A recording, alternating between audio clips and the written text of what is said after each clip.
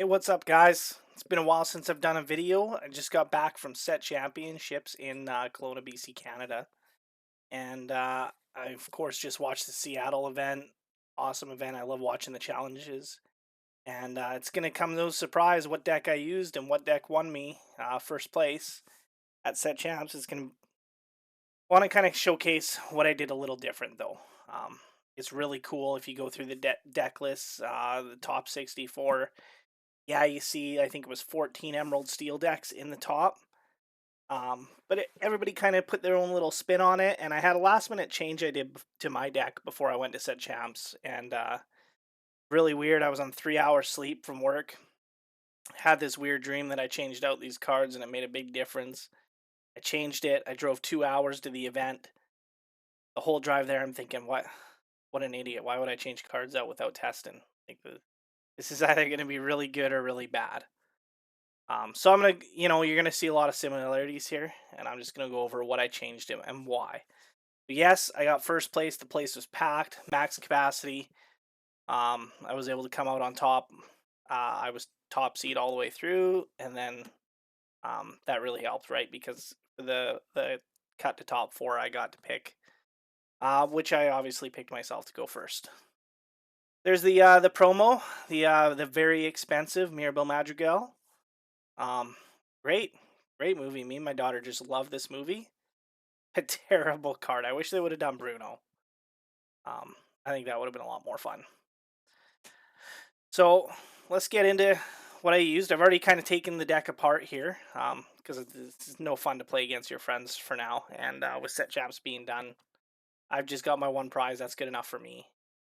Um, I did do a different set championship and went. It was a much smaller event. I went 8-0. And I ended up giving all my promo stuff away to a young kid that showed up and just an awesome upcoming player. And I wanted him to walk away with something, so that was super cool. Really enjoyed doing that. Probably the happiest I've ever seen a kid at one of those events. So we're gonna go 4 Pete's. I still think this is the best card in the set. It's in every deck that plays steel. It's a staple. It's game changing. It won me a lot of games being able to play Pete and replay Pete, and we'll get into how I did that later. But yeah, that was the difference maker for me by far. And a 3/3 body for 3 is there's a lot of aggro decks I was going up against as well. That really helped. Um, we played 4 Strength of the Raging Fire. That's kind of a no brainer, I think, with 4 Let the Storm Rage on. Just it's the singable removal. It's great for Diablo shifts. Played 4 Smee. Played 2 Cove, and knowing when to mulligan for that was key for me. Anytime you're going up against a deck with Brawl or Fire the Cannons or anything, I was going really hard for the hidden coves just to buy me a couple turns.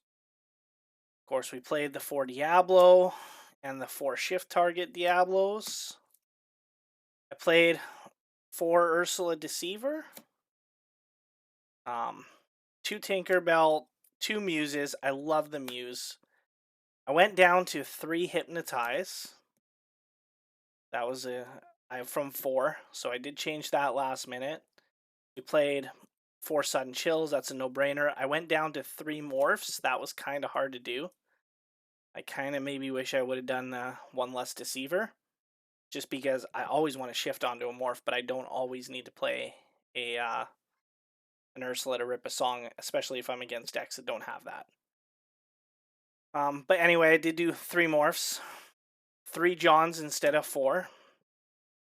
4 Beast, no brainer there. 4 Ursula Deceivers all. I used to play less of these, but the threat of them is just so strong. We played 4 We Don't Talk About Bruno, so now we're gonna go. So I cut 3 cards out you saw there and went down to 3 copies of each. That's because I went to Bippity Boppity Boo. I had the stream that I was like, oh, I could play a Pete, and sometimes like if you're going against like just the locals when I was practicing, I was going up against a lot of blue red, and like people would have multiple brawls or they'd have removal. I was like, man, I just sometimes I get a Pete, and then like the chances to top deck in another Pete are slim. How can I increase that?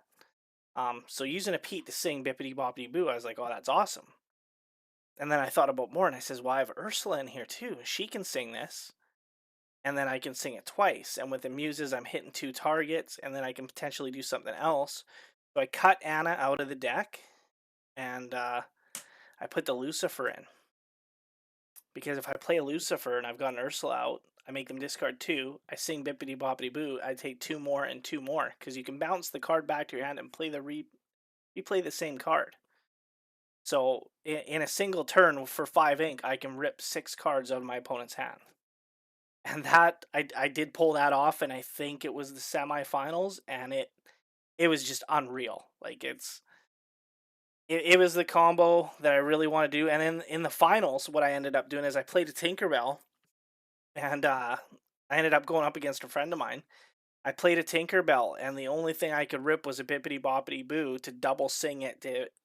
So I shifted a Tinkerbell onto a morph, 1 damage, attacked with it, took out something else, shot 2 damage over to another character, then double sung Bippity Boppity Boo, hit it 2 more times to do 2 more damage, which is basically like playing Grab Your Swords without a Grab Your Swords.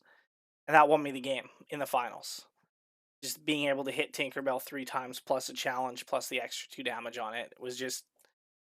So I felt better, obviously, after that.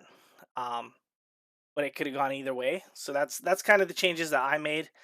Going back on it now, I think I would probably only put 1 Lucifer in, and I would still play the Ana, because I did have 1 game loss.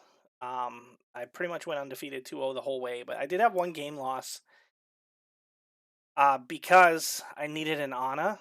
I was able to do the Tinkerbell thing 1 turn, and I needed the Ana to be able to use her other ability where you banish something that had a damage counter on it to be able to wipe the second character from the board. And that's all I needed to do to buy me 1 turn to win. So that was frustrating. That's obviously something that cut. But my reasoning on cutting Ana was because if I do the Bippity Boppity Boo on the Ana, she's a 3 cost.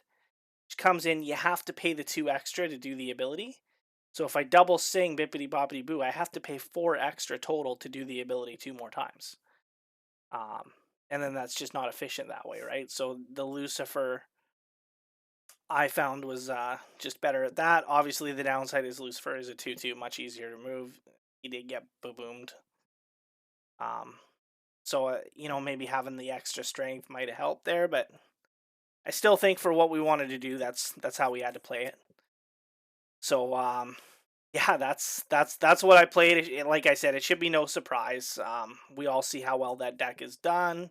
I think it's almost gotten better since Bucky was gone. It really made people start not playing with shiftable Bloodborne characters just because you could shift them for cheap and actually start using a higher card quality in the deck. And I mean, that's only made it stronger, I think, too, right? So as annoying as Bucky was for people to play against, I played the deck, so I really liked it. I didn't mind it at all. The only situation I came up to in a tournament was I was playing against a lemon lime deck. And it was kind of aggro. And I was like, okay, no big deal. I've got removal, right? I can dump my removal. I can do my discard. I can get them down to nothing. But they played, I think it's called You Have Forgotten Me. And it's a green, 4 cost, uninkable. But because I had my Diablos, he was leaving my Diablos alone. So I was drawing a ton of cards. And then he would destroy them. And then, I think he was bouncing them. And then he played You Have Forgotten Me and drew just as many cards as I had in hand. Which which was crazy. So I worked so hard to get him to discard everything, and then he wiped my board. And where I think I could reset, he was able to just reset faster, and that was kind of challenging. Once I saw that, we just played around it, and I had to start declining Diablo draws just because of the threat of that. My top deck hits were a lot better than his top deck hits, so that was how we had to play around that situation. But yeah, all in all, really fantastic set championship. I love playing there. It's an old LGS I used to go to for years. I'll probably continue to play set championship there every time. And I'm just really hoping with the new Mufasa movie coming out, Ravensburger, if you're listening, I really hope to see a Mufasa or a Simba set championship card play mat. I think that would become my new favorite, hands down. But for now, we're gonna rock Madrigal. We're gonna put the Ursula championship mat away and see how we do next set. So thanks for watching, guys, and yeah, stay tuned for the next deck we're gonna be playing.